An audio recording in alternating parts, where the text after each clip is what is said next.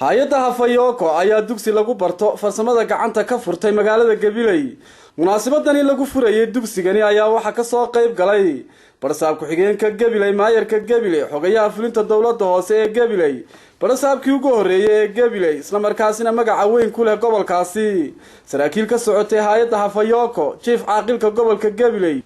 dugsigani ayaa waxa lagu baran doonaa nijaarista, mareegaha dabka, cilaansaarka dumarka iyo cunto karinta.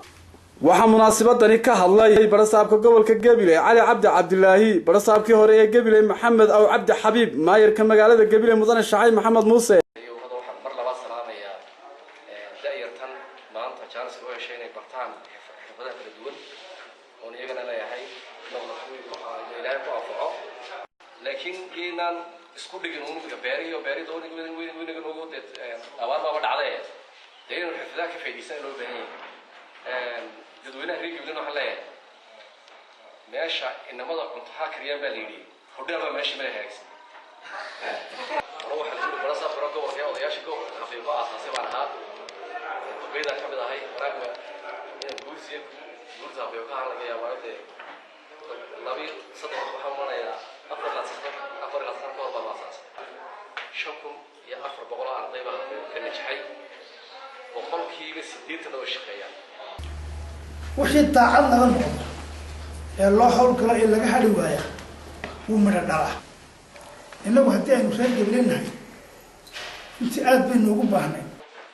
maanta waa maalin taariikhi ah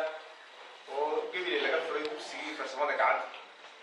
in badan bay runtii raadinaynay dugsiga farsamada gacanta oo inuu baahi weyn u qabnay. waxaa kaloo iyaguna halkaasi ka hadlay xildhibaano ka tirsan golaha deegaanka Gabiley, agaasimaha waaxda fulinta Hafayoko.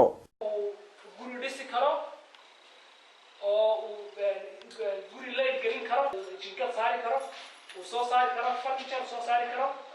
uu dawaartoli karo oo dhar soo saari karo cunto fiican oo tusaalahaan uu sameyn karo sidaas la eeg baa waxaan rabnaa beeraha iyo farsamooyinka kale ee la xiriira ayaguna dhinaca soo saar khaasatan gobolka gaarka u sii leeyahay. Mukhtaar Nuux Ibraahim, Hon Cable TV, Gabiley.